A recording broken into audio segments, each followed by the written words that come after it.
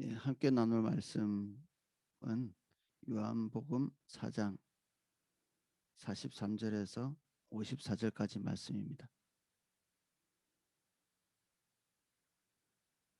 요한복음 4장 43절에서 54절까지 말씀입니다.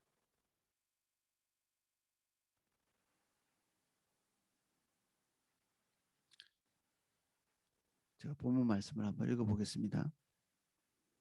이틀이 지나매 예수께서 거기를 떠나 갈릴리로 가시며 친히 증언하시기를 선지자가 고향에서는 높임을 받지 못한다 하시고 갈릴리에 이르심에 갈릴리인들이 그를 영접하니 이는 자기들도 명절에 갔다가 예수께서 명절 중에 예루살렘에서 하신 모든 일을 보았음이더라. 예수께서 다시 갈릴리 가나에 이르시니 전에 물로 포도주를 만드신 곳이라. 왕의 신하가 있어 그의 아들이 가버나움에서 병들었더니 그가 예수께서 유대로부터 갈릴리에 오셨다는 것을 듣고 가서 청하되 내려오셔서 내 아들의 병을 고쳐주소서 하니 그가 거의 죽게 되었음이라. 예수께서 이르시되 너희는 표적과 기사를 보지 못하면 도무지 믿지 아니하리라. 신하가 이르되 주여 내 아이가 죽기 전에 내려오소서. 예수께서 이르시되 가라 내 아들이 살아있다 하시니 그 사람이 예수께서 하신 말씀을 믿고 가더니 내려가는 길에서 그 종들이 오다가 만나서 아이가 살아있다 하거늘 그가 낫기 시작할 때를 물은즉 어제 7시에 열기가 떨어졌나이다 하는지라. 그의 아버지가 예수께서 내 아들이 살아있다 말씀하신 그때인 줄 알고 자기와 그 온 집안이 다 믿으니라. 이것은 예수께서 유대에서 갈릴리로 오신 후에 행하신 두 번째 표적이니라. 아멘. 한 절씩 내용을 보겠습니다. 이틀이 지나며 예수께서 거기를 떠나 갈릴리로 가시며 이틀이 지났다. 지금 사마리아에서 거하시면서 수가성 여인과 관련되어 있는 사람들과 교제하시고 그 안에서 복음을 전하시고 전도하시고 하는 그 사건 그게 이제 이틀이 지난 것 같습니다. 거기서 계시면서 그래서 거기서 떠나 이제 갈릴리로 복귀하시는 거죠. 예수님의 원래 근거지인 갈릴리로 가시는 것입니다. 친히 증언하시기를 선지자가 고향에서는 높임을 받지 못한다 하시고 갈릴리에 이르심에 갈릴리인들이 그를 영접하니 이는 자기들도 명절에 갔다가 예수께서 명절 중에 예루살렘에서 하신 모든 일을 보았음이더라. 예수님께서 갈릴리에서 그리고 이 선지자의 고향이라는 것은 예수님의 고향 갈릴리를 말하는 것이겠죠. 이 선지자가 고향에서 인정받지 못하고 높임받지 못하고 아, 그가 선지자로서의 기능을 제대로 하지 못한다고 말씀하시면서 또 방향을 정하기는 또 갈릴리로 가시거든요. 그래서 예측된 대로 가시는 것이 아니라 그리고 흥할 것을 목표 삼아서 가시는 것이 아니라 주님이 인도하시는 방향을 정하여서 가시는 아버지께서 원하시는 곳에 있기 위하여 움직이시는 것이죠. 잘 되지 않을 것 그리고 뻔히 배척받을 것 그리고 선지자로서 편하지 않은 그런 장소에 가실 것을 아시면서도 아버지의 인도를 따라서 움직이시는 예수님께서는 눈에 보이는 어떤 가능성을 따라서 움직이지 아니하십니다. 또 예수님께서 아버지께서 결정하시고 하시는 일 외에는 아무것도 할 수 없다. 이게 쉬운 일이든 불가능한 일이든 예수님께는 그런 벽이 없으시죠. 어떤 것들을 골라서 선택해서 살아가는 그런 삶이 아니기 때문에 그렇습니다. 될 만한 일과 되지 못할 일을 선별해서 하시는 것이 아니라 아버지의 뜻인가 그렇지 않은가 아버지께서 어디에 계시는가? 이것이 예수님께서 움직이시는 방법입니다.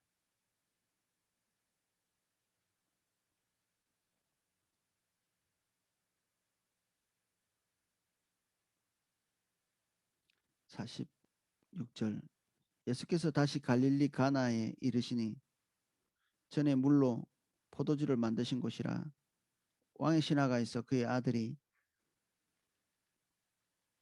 가버나움에서 병들었더니 갈릴리 가나에서 있었던 그 물로 포도주를 만드는 사건, 이거는 자연의 어떤 질서들을 지배하시는 예수 그리스도의 그 위치를 보게 되죠.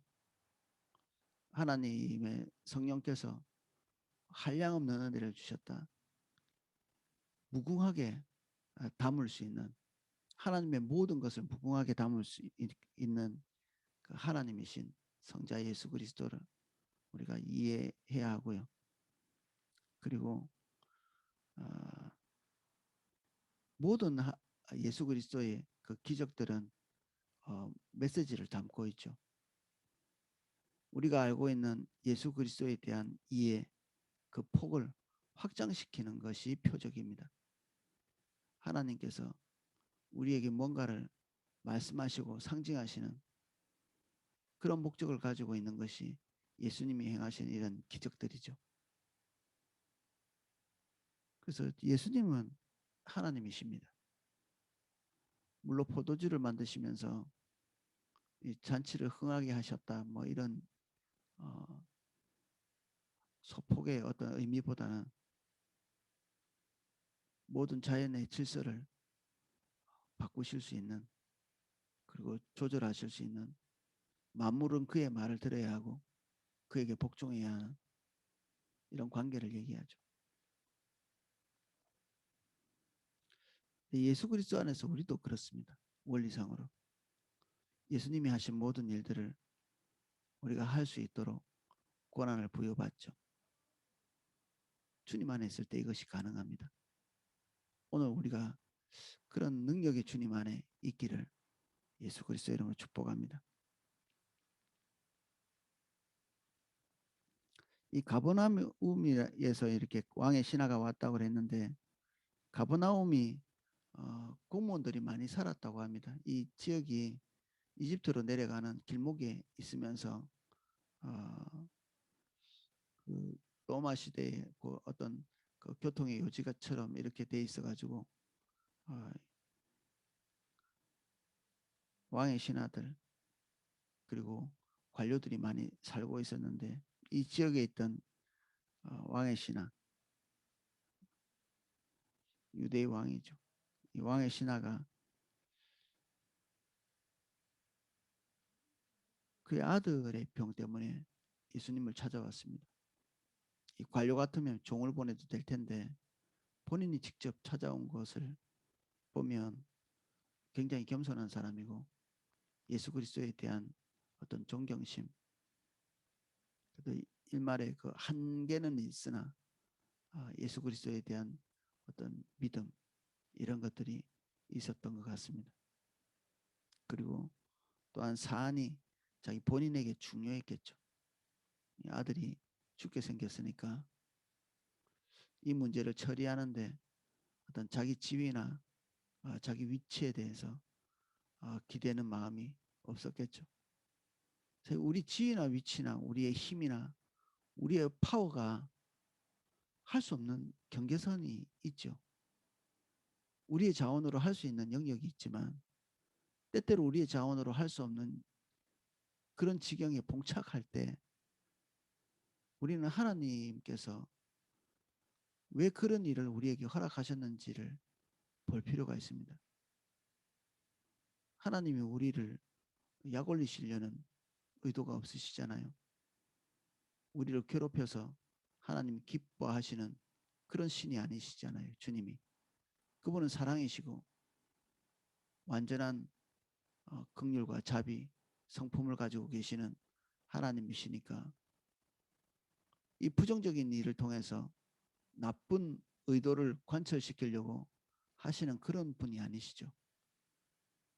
우리가 대면하고 있는 우리 한계 너머의 일들은, 그리고 우리 능력 밖의 일들, 이런 일들은 주님께서 중요한 메시지를 담고 우리를 인도하시는 그런 지점에 있는 것입니다. 지금 현재 우리가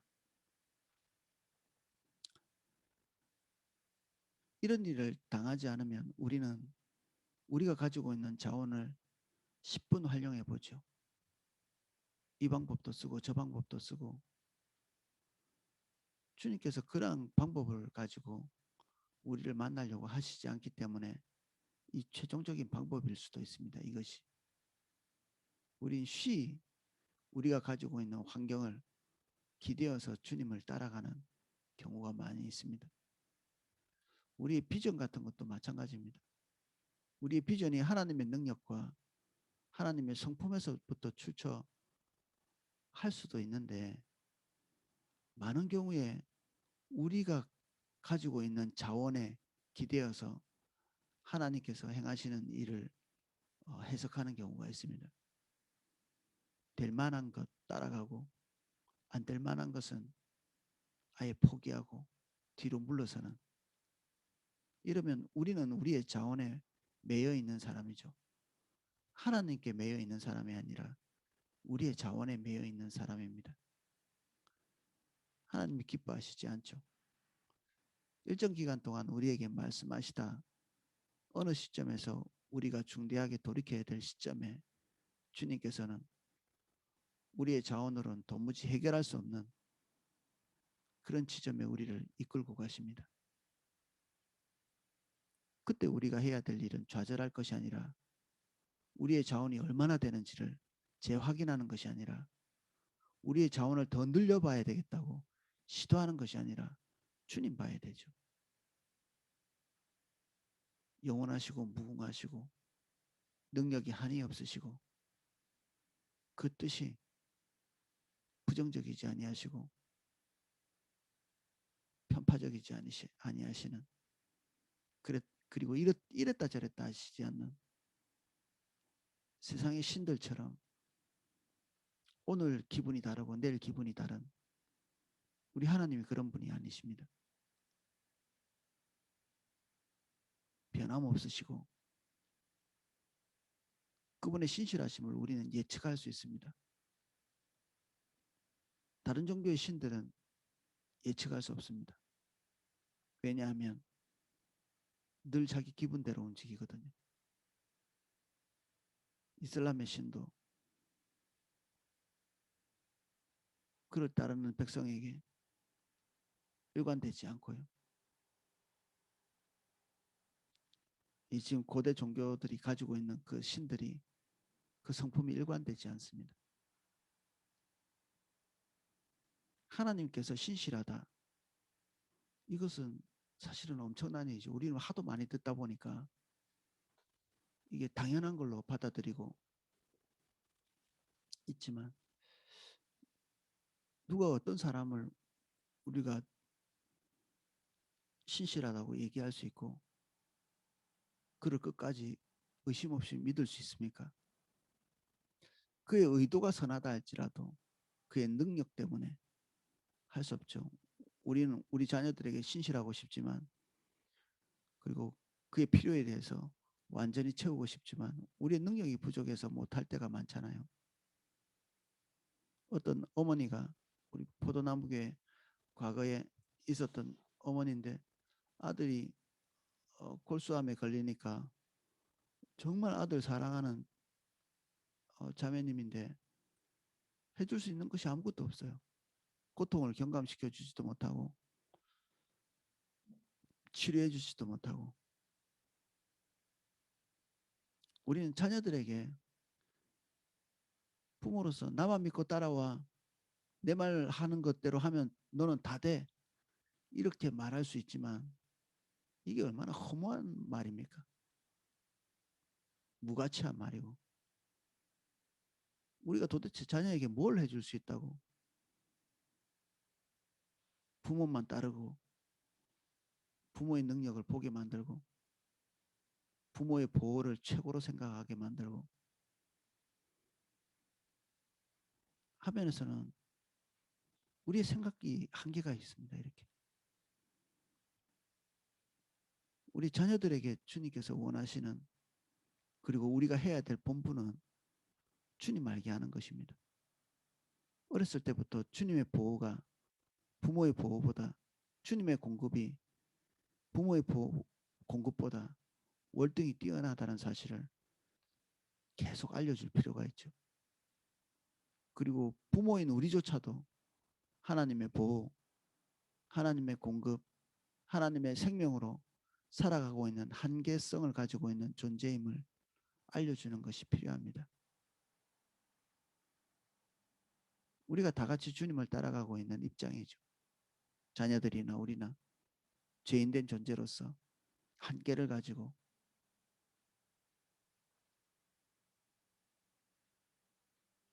이렇게 교육된 아이들이 어느 정도 교육이 되고 나면 이제 완전히 독립할 때 그때부터 주님을 따라가게 됩니다. 자신의 힘으로 자기 인생을 개척하는 외롭고 고독한 그리고 두려운 불안한 그러한 독립이 아니라 이미 하나님께 의탁하는 법을 배워서 독립하게 되는 그런 자녀들이 되어야 되겠죠.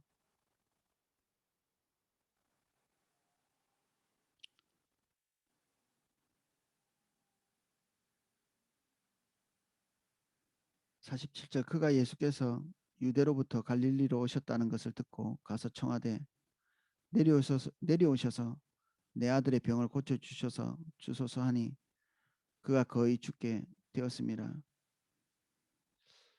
예수님이 내려오셔서 안수하시고 치료해 주셔야 된다. 이 사람은 겸손하고 그리고 예수님에 대해 신뢰하고 예수님을 존경하는 그러한 자였지만 하나님 예수 그리스도의 존재에 대해서 충분히 다 알지는 못했던 것 같습니다. 예수님께서는 그가 원하시는 대로 움직이지 않으셨습니다. 48절 예수께서 이르시되 너희는 표적과 기사를 보지 못하면 도무지 믿지 아니하리라. 사실 이 겸손한 자를 격려해야 될 그러한 상황일 수도 있는데 예수님께서는 어떤 면에서는 책망하고 계시죠. 하나님의 책망, 예수 그리스도의 책망이 우리에게 있을 때 그것은 미워한다라는 뜻이 아닙니다. 한 단계 더 뛰어넘어야 될 그런 부분이 있다는 얘기입니다. 하나님의 책망이 있다. 그것은 사랑의 표현이죠. 아들을 책망하듯이 우리가 지금 있는 자리에서 이탈되고 더 선명한 어떤 관점을 가지기를 원하셔서 책망하시는 거죠. 우리가 있는 자리가 완전하지 않다. 이 얘기를 하시는 겁니다. 지금 이 겸손하게 예수님께 와서 자신의 아들을 치유해 주기를 청하고 있는 이 사람에게 예수님 포커스가 있습니다. 우리는 우리의 자녀가 또는 우리의 가족이 병들고 아프고 문제가 있고 이렇게 할 때 우리의 관심은 온통 우리와 관계되어 있는 그 사람에게 있죠. 그러나 항상 예수님은 그리고 하나님은 관심이 누구에게 있느냐? 나에게 있습니다. 내가 낫기를 원하는 그 사람에게 하나님께서 주목하고 계시는 게 아니라 나입니다. 나 항상. 주님의 눈이 그를 보고 있지 않습니다. 이 지금 관원의 아들을 하나님께서 보고 계신 것이 아니라 이 관원을 보고 계시죠. 그 중심을 보고 계십니다.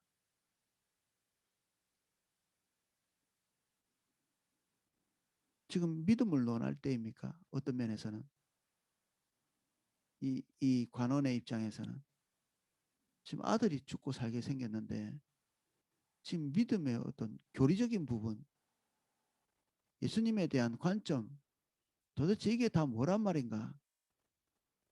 우린 그렇게 다급한 대로 일을 처리하고요.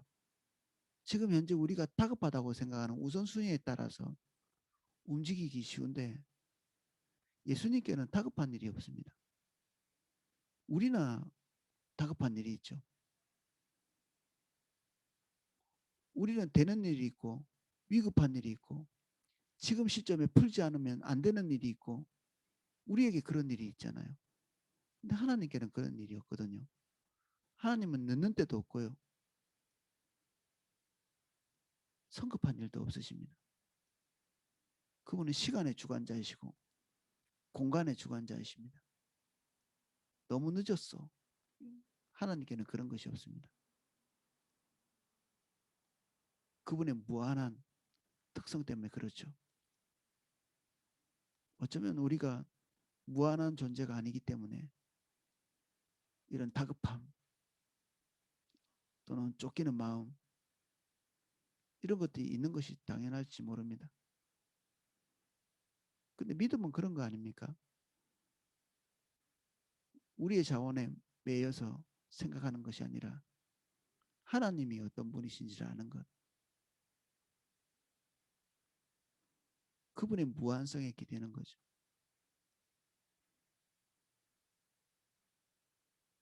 그분이 어떤 분이신지 알 때 우리의 마음은 전혀 달라집니다.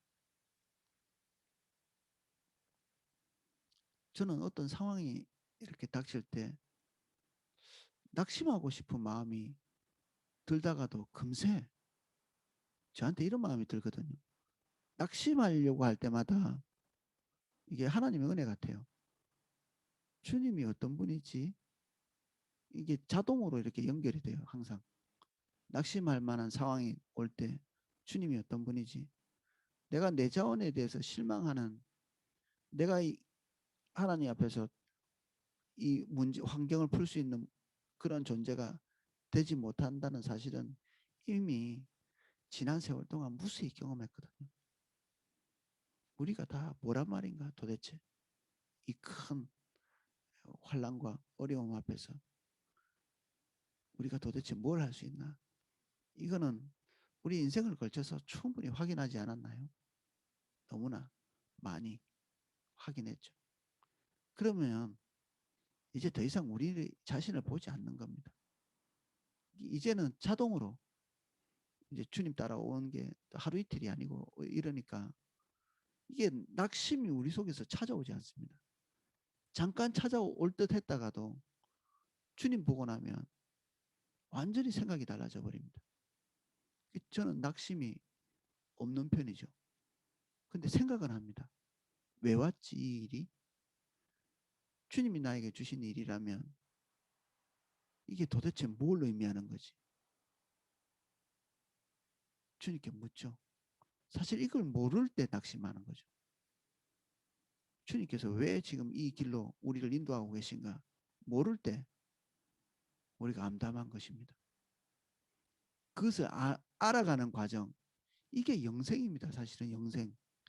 영생은 하나님과 그 보내신 자 예수 그리스도 하나님의 아들을 알아가는 영원히 알아가는 그런 과정이 영생이라고 우리가 배웠잖아요. 지금 우리가 봉착해 있는 이 환경에서 주님께서 무엇을 말씀하시는지를 알아가는 과정 이게 예수 그리스도를 아는 과정이죠. 아무 일도 없는 그런 상태를 우리는 원하죠. 평온의 길. 근데 거기서 우리가 주님을 알 수 있는 게 뭐가 있나요? 우리가 이미 하나님을 다 알고 있으면 모르지만 우린 그런 존재는 아니거든요. 주님께서 우리에게 계속해서 이 환란의 과정을 통해서 주님을 계속해서 계시하시죠. 이거는 우리의 삶에 영생이 이미 시작됐다는 표징이기도 합니다. 환란과 고난이. 영생은 죽어서 누리는 것이 아니라 예수 그리스도를 믿는 순간부터 우리는 영생의 삶에 이미 들어와 있습니다. 주님과 함께 사는 것이 영생이거든요.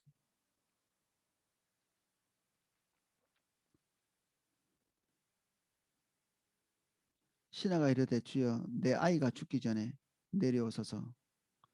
주님을 잘 모르면 주님을 조종하려고 합니다. 죽기 전에 오셔야 되지 않겠어요? 진짜 주님을 잘 모르는 거죠. 아예 모르지도 않습니다. 주님이 치유하시는 것을 보고 들었거든요. 우리는 우리가 보고 들은 만큼밖에 주님을 모릅니다. 이미 예수님의 소문도 그리고 어쩌면 예수님께서 행하시던 그 기적 이런 것들을 봤겠죠. 예루살렘에서. 최소한 소문은 들었을 겁니다. 이 뭐 강원도 많은 땅에 소문이 금방 났겠죠.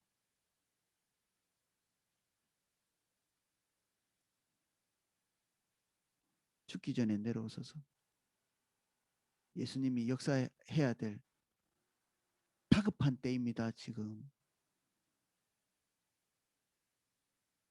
이 얘기를 하고 있습니다.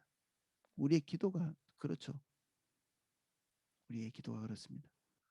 그래서 다급한 불을 끄는 이 기도 제목 때문에 오히려 우리가 주님을 보지 못하는 때가 있습니다. 너무나 다급하기 때문에. 예수께서 이르시되 가라 내 아들이 살아있다 하시더니 그 사람이 예수께서 하신 말씀을 믿고 가더니 예수님의 말은 사람에게 믿음을 주는 것 같습니다. 이 한계를 가지고 있던 자신의 그 보고 들은 것에 매일 수밖에 없는 이 사람. 또 한면에서는 이 사람이 겸손한 사람이었기 때문에 예수 그리스도의 말씀을 믿었겠죠.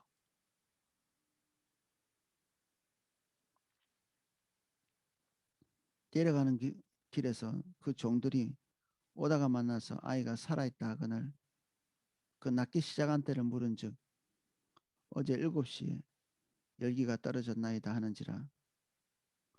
그에게 일어난 일이 정말 예수 그리스도 때문인지 우연인지 그것을 알고자 했던 것이죠. 이런 것이 필요하죠. 진짜 이게 주님 때문에 일어난 일인가 아니면 그냥 우연찮은 일인가. 우리는 50점이라도 받으려고 하는 경향성이 있는 것 같습니다. 믿음에 있어서. 치열하게 우리의 지성을 사용해서 집요하게 검증하고 그리고 철저하게 하나님의 뜻인지 아닌지 물으려고 하지 않고 종교적인 미덕 둥글둥글하게 알고 넘어가는 그리고 하나님이 근접한 거리에서 도와주지 않는다 할지라도 최소한의 한 50점쯤의 믿음은 가지고 가려고 하는 대충 믿는 그게 우리에게 무슨 위력이 있겠습니까? 차라리 불신자처럼 물고 뜯는 것처럼 마치 하나님의 전능하심을 의심하는 자처럼 눈을 크게 뜨고 과연 주님이십니까? 라고 묻는 이러한 태도가 능력 있는 믿음을 만들어냅니다. 은혜가 아닌데 은혜라고 얘기하고 하나님이 행하신 일이 아님에도 불구하고 하나님이 행하신 일이라고 말하는 이것은 세상 종교에도 존재하는 것들입니다. 마인드 컨트롤 같은 거. 젊은 사람들이 말하는 정신승리. 지금 우리는 그런 걸 하자고 이 새벽에 일어나 있지 않고요. 지금 피곤한 몸을 이끌고 주님 앞에 서 있는 것이 아니죠. 하나님 앞에서 우리는 하나님을 이렇게 좀 관대하게 봐드리는 주님이 실수하셔도 그럴 수 있죠 뭐. 믿음은 그런 것은 아니잖아요. 왜라고 분명히 묻고 하나님의 뜻을 분명히 알 때까지 우리는 우리의 의구심을 놓지 말아야 됩니다. 사실은. 하나님이 풀어주셔야 풀리는 것이지 우리가 하나님에 대해서 좋게 생각해서 그냥 적당히 풀고 넘어가는 이런 일을 해서는 안 됩니다. 다소 불손한 태도일지 모르지만 정말 주님이 우리에게 말씀하실 때까지 이렇게 물어뜯는 짐승같이 진짜 하나님이 하셨는지 확인해야 될 필요가 있습니다. 우리는 증인이잖아요. 하나님이 무능력하고 무자비하시고 우리에게 관심이 없으신 그런 신인지 검증해야 되지 않겠어요? 진짜 그런 분이라면 우리가 밖에 나가서 하나님에 대해서 거짓말해서는 안 됩니다. 우리가 철저하게 검증했더니 하나님은 무자비하시고 우리에게 별달리 관심이 없으시고 우리의 봉사나 우리의 헌금에나 관심이 있으시고 우리의 헌신에 하나님의 목표가 있으신 정말 그런 분이라면 우리가 증인으로서 그렇게 하나님을 고발해야 될 필요가 있겠죠. 증인이란 그런 것이거든요. 참 무서운 일이죠. 하나님께서 우리를 변호사로 부르지 않고 증인으로 부르셨다. 하나님 자기 자신에 대해서 잘 봐주기를 원하시지 않는 것입니다. 나를 좀 잘 봐줬으면 좋겠어. 주님이 우리에게 그런 부탁을 하고 계시지 않습니다. 그렇게 청탁해야 될 필요도 없으십니다. 하나님이. 우린 집요하게 물어뜯는 어떤 짐승처럼 하나님의 성품을 정확하게 알 필요가 있습니다. 과연 그런 분인지 우리가 배운 대로 우리가 들은 대로 과연 그런 분인지 알 필요가 있죠. 그래야 믿어집니다. 그 외에 그럭저럭 믿어드리는 것은 환난과 풍파가 올 때 쓸모도 없이 쓸려 내려가 버립니다. 우리가 검증하고 확인한 것 외에는 믿음이 아닙니다. 예배당에서 배우고 있는 것은 여러분들에게 안내판 같은 역할을 합니다. 설교를 통해서 여러분들이 알고 있는 것은 안내판에 불과하고 믿음이 아닙니다. 설교 듣고 은혜 받은 것은 안내를 잘 받은 것입니다. 어디로 가야 될지, 무엇을 해야 될지 확인하시는 과정이 설교에서 은혜 받고 그리고 성경부에서 은혜 받고 그런 과정이죠. 이제 해야 될 일은 우리가 정말 피가 나도록 현실적인 자리에서 하나님의 그 모든 것이 진짜인지 그렇지 않은지를 확인하는 그러한 과정이 필요하죠. 믿음은 거기에서 만들어집니다.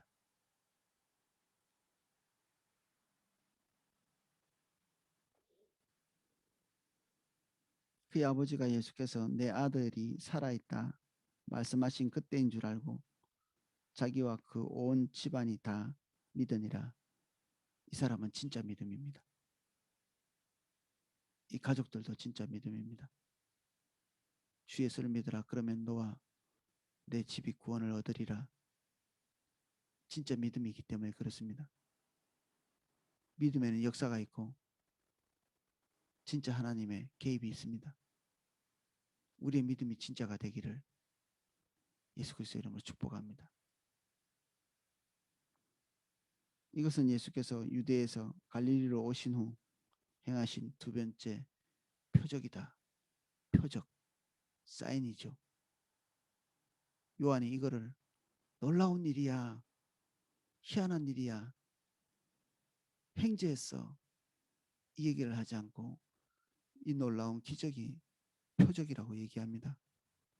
하나님께서 예수님께서 뭔가를 보여주시고자 하시는 것입니다. 이것을 통해서 우리가 봐야 될 것을 볼 수 있기를, 이것은 사인이기 때문에 우리의 삶에 오셔서 행하시는 모든 일이 하나님의 사인일 수 있습니다. 도대체 뭘 말씀하시는 거지? 무엇 때문에 이런 일을 하시는 거지? 내가 경험한 하나님은 나에게 어떤 의미가 있지? 이런 것들을 명료하게 정리하고 오늘 주님 앞에 서시는 저와 여러분 되시기를 예수님 이름으로 축복합니다. 제가 기도하겠습니다.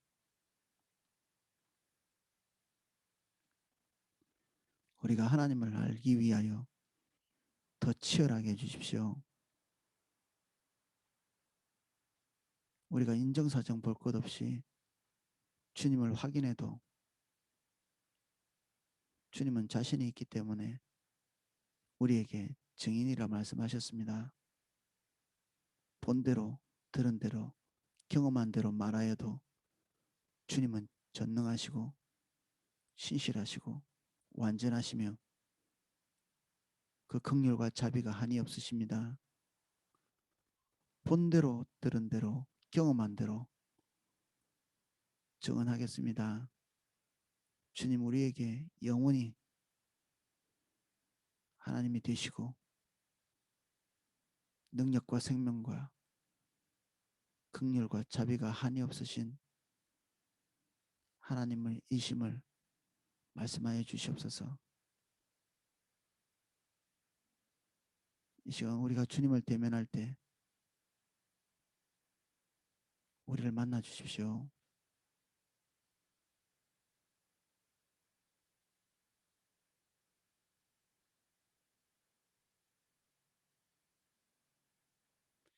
예수님 이름으로 기도합니다. 아멘.